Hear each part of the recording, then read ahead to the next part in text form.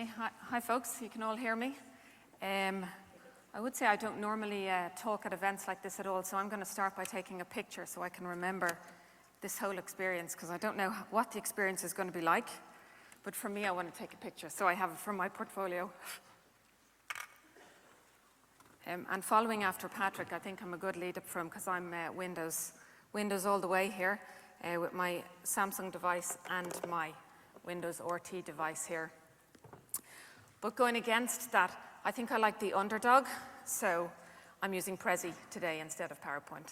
Patrick, you'll just have to improve the PowerPoint experience for me to go back to that.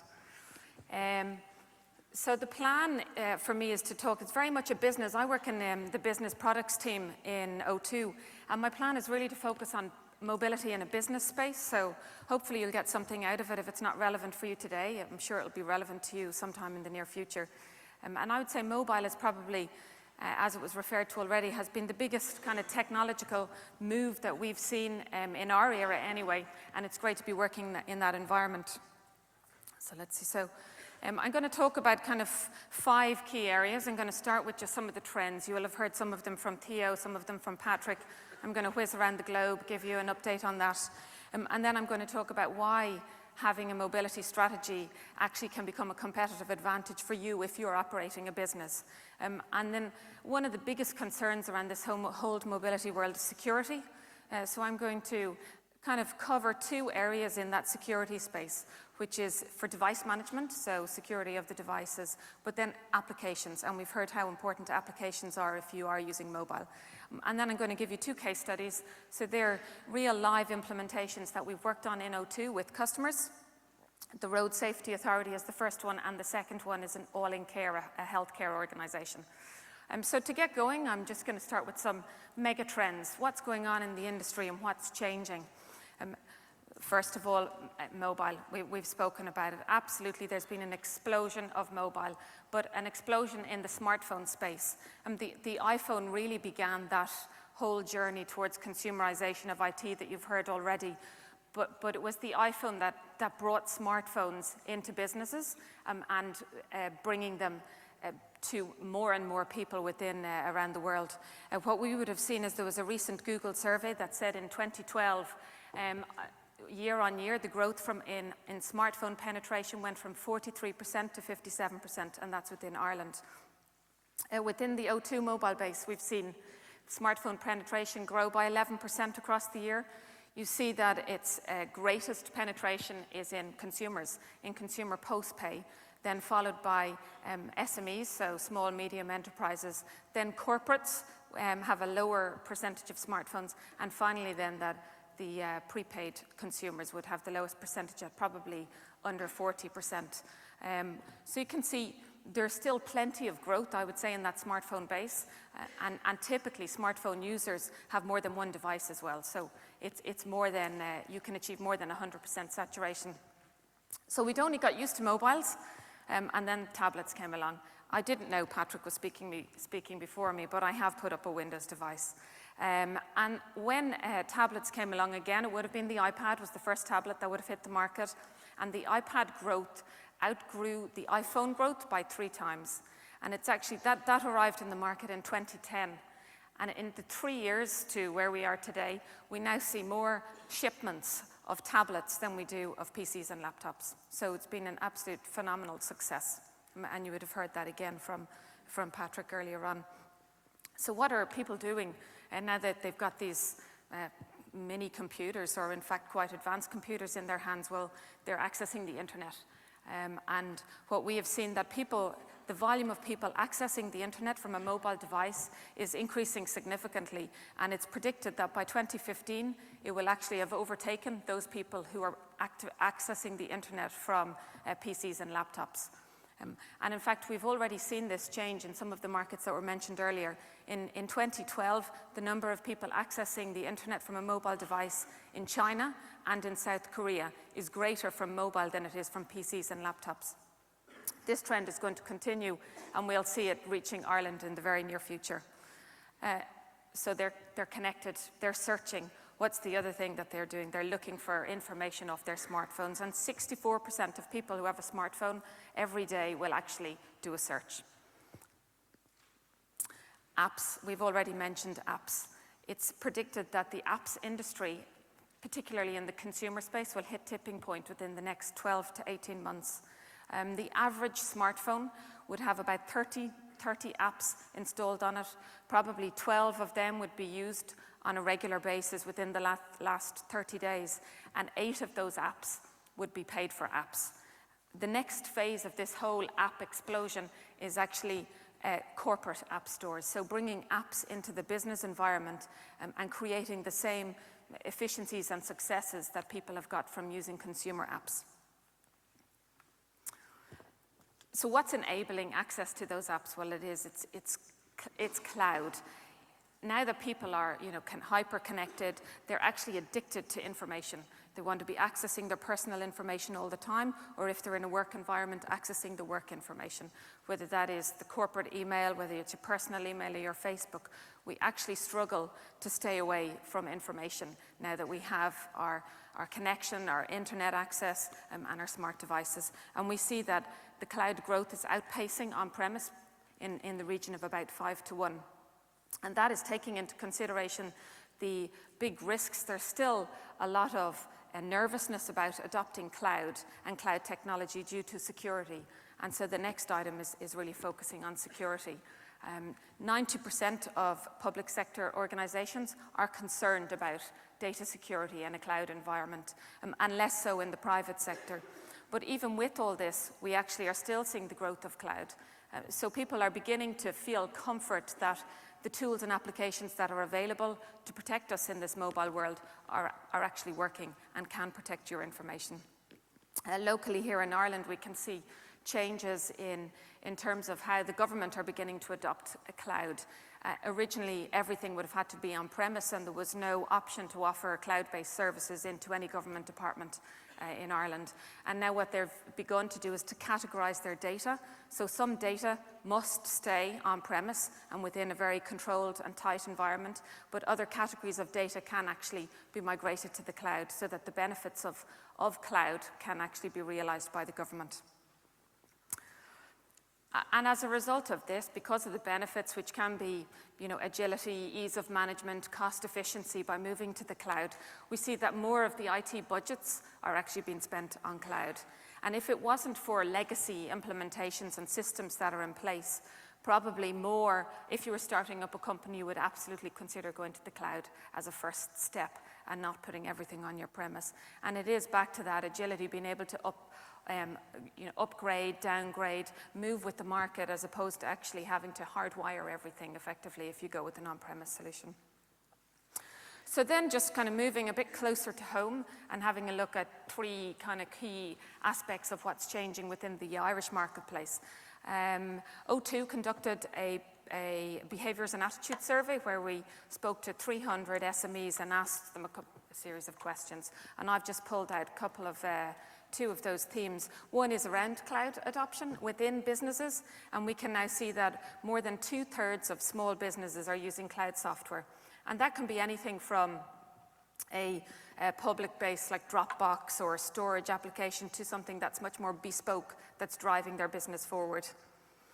The other area that we see big changes within Ireland is actually the realisation that people do want to remote work and they get enjoyment out of that. And what's enabling that is actually improvements in technology. So it's by having cloud so that you can access your information, and also then the connectivity that is available. So in the survey that we did, 2/3 of people said they feel happier after they've worked outside of the office for a while. I don't blame them. And then the final trend that I'm talking about for Ireland is around, it was mentioned already, is actually around connectivity. So the key things to enable you to access information is to have it in the cloud, have it somewhere where you can get access to it anywhere at any time, have the device that enables you to do that, but also the connectivity is important. So whether you're in a building, outside a building, in a coffee shop, at home, and the connectivity in Ireland has seen significant improvements in 2012, and we'll continue to see that in 2013, we'll continue to see that in 2014. And the main one would be the next generation access launch from Eircom, which brought fibre to the market, operating at speeds of up to about 70 megs. And then we have 4G. So we've commercial launches of 4G from Vodafone and from Meteor, and I suspect that the other carriers will absolutely be following in their footsteps. So throughout 2014, we will see more coverage reaching more of the country. So we'll be able to access and give a better experience from accessing cloud information around there. So it is these advancements in devices, connectivity, and cloud that is creating the perfect storm as to why you should have a mobility strategy if you're running a business. And that having a mobility strategy can really be a threat, or it can be an opportunity for you. And it can be both, and it is about putting together a plan that enables you benefit from those opportunities, but also mitigate against the threats that clearly having all your information out there from access from anywhere can deliver for you. So I'm going to focus on the positives, which will be around the opportunities. And we say if you have a mobility strategy, you can see improvements across three functions within your organization, which would be to your business, but for your staff, your employees, and also for your customers.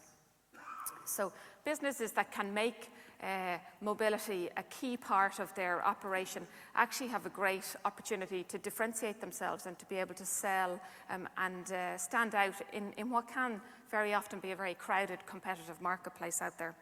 So from a business point of view, you can streamline operations, you can have access to more information about the business, increase productivity and efficiency. But by actually enabling your employees to benefit from the behaviours that they've started to adopt in their consumer life, which is around being hyper-connected, access to information, you can completely transform your engagement with them and how you connect with them. And this can help with retaining talent or attracting new talent into your organisation. And again, from the surveys that we did, we've seen that 1 in 4 people say that it is critical that they are able to build a work-life balance that works for them when they're making a choice as to where will they work and stay.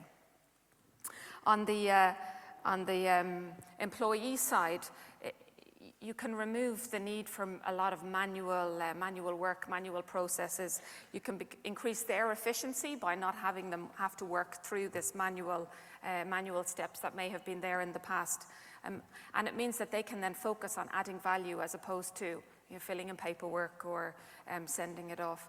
And it allows you to embrace the changing behaviours that they're adopting within their personal lives. And finally then on the customer side, by implementing a mobility strategy, you can bring transactions into your mobility strategy, allowing your customers to buy, sell, order, or track information. You can give them deeper access to information for them to be able to get it when they want, at whatever time they want to be able to see. And this can improve overall customer service experience and customer satisfaction, and as I said, really give you a competitive advantage in the marketplace.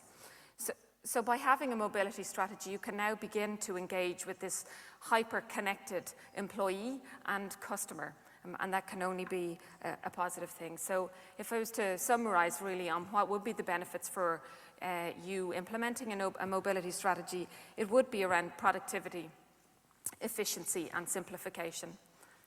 But as I said, it's not quite as straightforward. Mobility is a complex area, and implementing a mobility strategy is not just about putting devices in people's hands and letting them go off and use it. It actually, we see it as a complex program of work, and we've identified 7 steps that need to be followed in order to maximize the benefit from your mobility strategy. And the first one then is communication. And that is your communication infrastructure, so the infrastructure within your building, but also the communication with your employees and to your employees. What do they need access to? I mean, email is an obvious one, but it's so obvious that that's not going to give you the real benefits of having a mobility strategy. It's about what corporate data do you want to mobilize and allow employees access. And not everybody needs the same level of access, so that's something to consider, particularly when you're looking at the security risks. You don't want everybody to be able to access your financial statements or whatever, or customer data information, which brings me to the next point, which is around compliance. You need to understand, your business needs to understand what type of environment are they working in. Is it highly regulated? Is there risks against customer information getting out into the marketplace? And I think as recent as 2 weeks ago, I probably read that RT had lost some tablets and smartphones out there, and so had SuperValu had lost some customer data. So this is a genuine risk. Mobile phones and tablets inevitably will get lost, and you need to be able to do something to protect your organization from that. So devices and operating systems. Obviously, we've seen from today, from both Theo's presentation and Patrick's, that there is a wide choice. Are you going to limit your company to one manufacturer type and one operating system? I would say you need to actually consider which device suits best depending on the function that employee is doing. So you need to consider the level of complexity by managing multiple devices and multiple operating systems, and how are you going to do that? What kind of management interface will you be able to make sure that everybody is operating off the most relevant operating system that has the most relevant, I suppose, bug fixes, but security elements included in it? And applications, as I mentioned, it's an obvious one to give your employees access to corporate email, but actually the true value of having a mobility strategy is by giving them access to corporate data when they're out and about, whether that is customer information, so that if they're in a customer premises, they can know exactly what that customer has, what they need to sell them, which can help then generate additional revenue for the company. So mobility is absolutely all about the apps, and it's about deciding how will you mobilize the infrastructure that is typically used when you're in a building, and make that available when you're out and about. Can that application be moved to the cloud, or do you need to implement an API infrastructure to allow plugins so that your staff can access, or your customers can access, the information from their device? And then implementing a mobility, security is a big concern that needs to be addressed. So you don't know now who is accessing your information from what device and where are they located. So you need to put measures in place that enables you to monitor and manage and track the whole usage of your data. Where is it going? Who has access to it? To make sure you're protecting the corporate image and not exposing your company to real risks out there and damaging your reputation. Mobility programs are complex, and with that can come cost. The well-known cost would be around the infrastructure. You know how you can define how much it would cost to issue out devices, to get the right price plans on those devices, or to implement Wi-Fi within a building. But actually it's the apps and the integration of those apps into your back-end systems that can add cost. So you need to define, like a big program of work. What is the costs associated with running this program, and what's the return on that investment? And because obviously you don't enter it into it just hoping that it will save some money and generate a competitive advantage for you. You absolutely need to define it and control it in the first place. And finally, end user adoption. I think if we gave everybody in O2 the latest iPhone 5S, I'm sure that they would adopt it and they would learn how to use it. But it's actually not about that. It's about adopting the policies, the IT policies that you've designed as part of this strategy, so that you are protecting your organization and managing the information that's there. By putting apps and access to this off mobile phones, you need to have a help desk that can support people in how they are configured and how they use that information. But also to allow your help desk have remote access to the phones so that they can fix bugs, protect information, wipe the information as well. So as before, you can't really talk about mobility strategy without somehow covering security. And I'm going to just talk about two aspects which are specific to mobile. So security on the device and security within the application space. And the first step would really be, this whole mobile world has created a blind spot for the IT organization. You know, they're used to the antivirus, the firewalls, and protecting the organization behind a LAN. Now that's all open up, and they have to completely redefine how do they protect this organization. And the first step in this can actually be to implement a mobile device management software application. It'll run on the device, but it gives you a management console that allows you to monitor, control, and administer that device. You can update operating systems. You can ensure that everybody is running the latest IT policies before they can access customer information, corporate data information. So it can be checked, are the right features on this phone before I allow them have access to the information. Inevitably, when a phone is lost or a tablet is lost, it can be then remote wiped and locked and found. So there will be various levels within mobile device management. I would say phase one is to make sure that the data that is stored on the phone is actually encrypted and protected. And phase two would be that data then in transit. So as it's moving between the device and the application that may be sitting in the cloud or behind the corporate firewall. So it'll be encrypting that data as it's transiting down tunnels to get access to the information that they need. So you have to be able to protect both the business, but also the employee and the data as well. The MDM will allow you partition your phone, so you can have a personal space and you can have a business space. And you can set different rules between the two spaces so that one device can actually become your complete device, whether you're at work or out and about, out of work. And then the second phase is, as it's all about applications, you need to be able to manage the applications. You need to be, if you're delivering more than a couple of applications to your employees, the recommendation would be that you use a mobile enterprise application platform. So effectively like a store, an app store, but that app store is just specific to your business and nothing else. So you can push apps out to your employees, you can stop using those apps, you can reactivate them, but you can manage then the software versions of those apps. I mean, if you think about how often Apple come out with a new operating system, or Microsoft are already on 8.1, and Android constantly updating the operating systems. You need to be able to control, is everybody on the latest version? How do we get everybody onto the latest version? And having a mobile application management platform will allow you to do that. Definitely recommended if you're using multiple devices or multiple apps and multiple operating systems, but also then integrating into the IT systems of your business so that you can manage how that information is going from the corporate LAN out into the device. So I would say, based on this, absolutely now is the right time to be looking at your mobility strategy if you're a business, and to be considering how are you going to bring your business into this mobile world where the majority of people are connected all the time. And I'm going to just bring you through two case studies that we have worked on and implemented within O2 with some of our customers. The first case study is for the Road Safety Authority, and I mentioned this case study once before, and I reckoned everybody in the audience would have passed their driving test. I'm not so sure now today, but what I can say is when I did my driving test probably about 20 odd years ago, there was a long waiting list before you got called for your test. And when my mother did hers even further back, the waiting was so long, they actually just issued everybody on that waiting list a license. So the RSA, the Road Safety Authority, could see that they needed to overhaul the whole process of actually passing your driving test.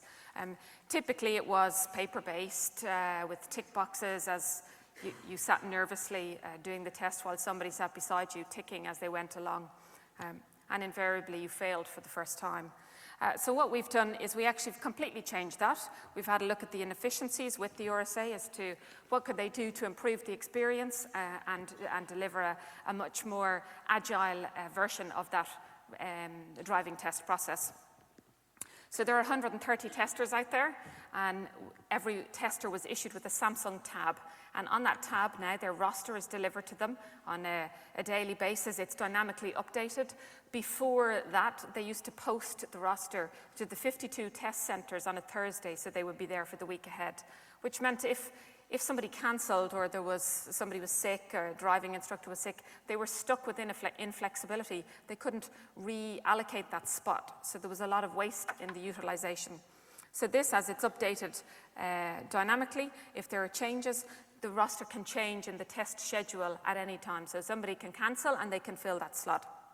This is just zooming in, showing you some of the time slots in various test centres in South Dublin, and the colour code is whether they're confirmed or cancelled or ready to be refilled again.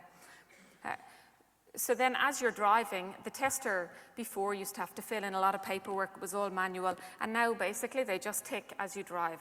So it's giving them much more freedom to concentrate on the driving experience and the quality of the driving that they're rating, as opposed to worrying about updating and writing on a piece of paper. On top of that, then they can fill in additional information. So if you have failed, they can tell you why, exactly what you're doing. It's all updated on the system. And once your test is finished, you obviously get your rating. But again, previous to the implementation of this application, it took 3 weeks for that to be updated into the RSA systems. So that would have been 3 weeks before you could have got your full driving licence and before the information was all correct across the core IT systems. Now that's done instantaneously as soon as your test is finished. If there's 3G coverage, it will update automatically. If not, it will store the information on the device, and then as soon as it finds connectivity again, it will actually update that information.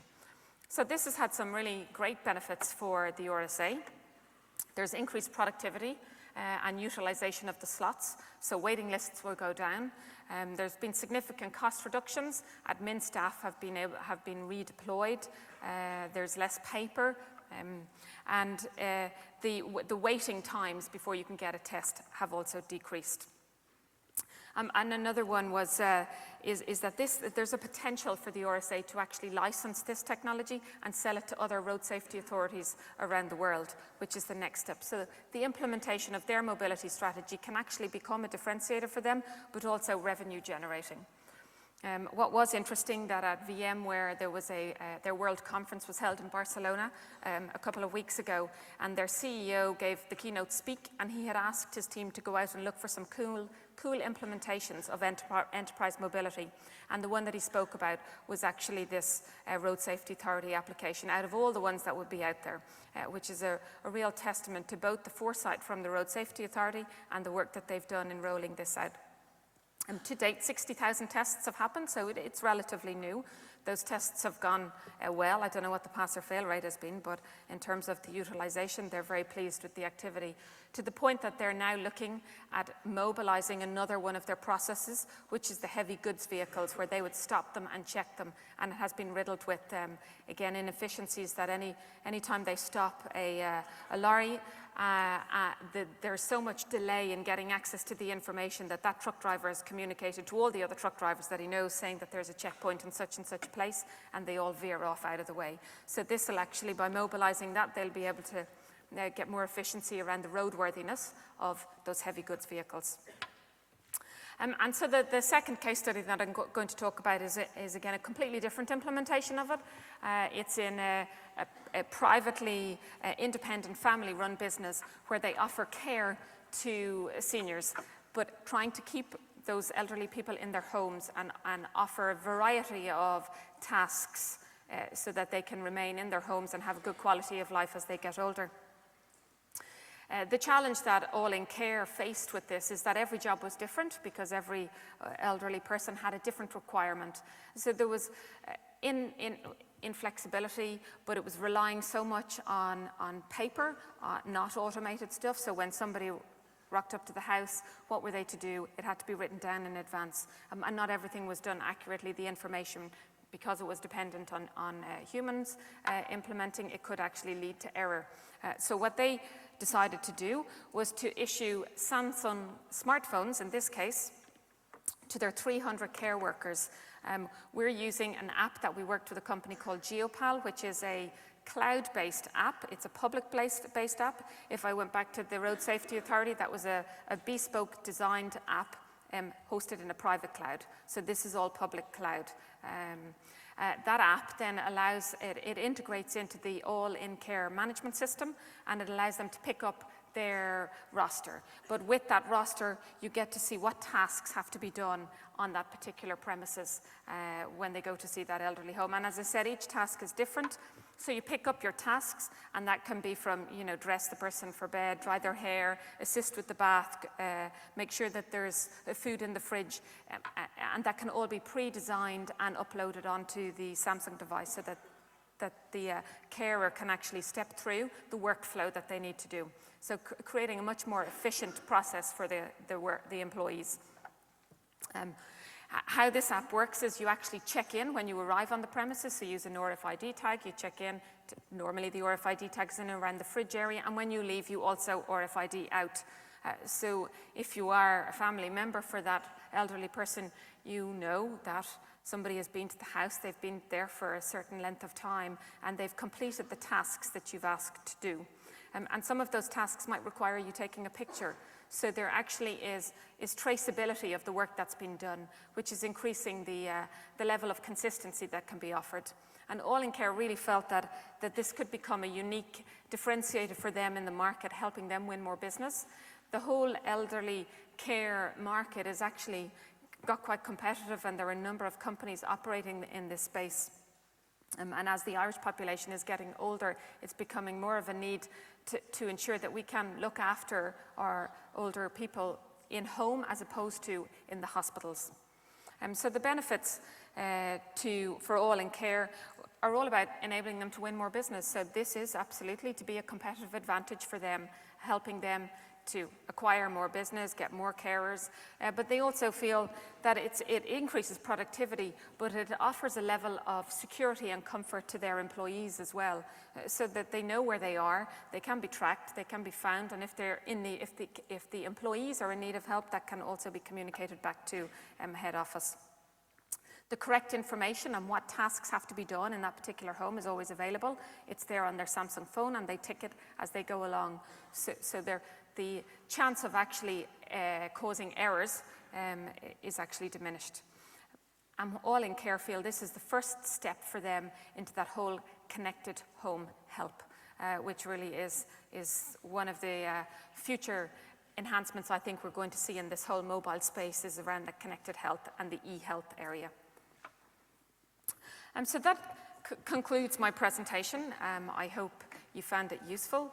I think I'll just finish with one anecdote on that survey that we were conducting. 300 SMEs, or people were surveyed. They were also asked how often do they check their device when they're in the bathroom, and over 45% of people responded that they respond to work emails while they're in the bathroom. So I propose that if you're not on mobile, if you're a business and you're not thinking about getting mobile or mobilizing your business, you're missing a massive opportunity when people have some time. Okay, thank you.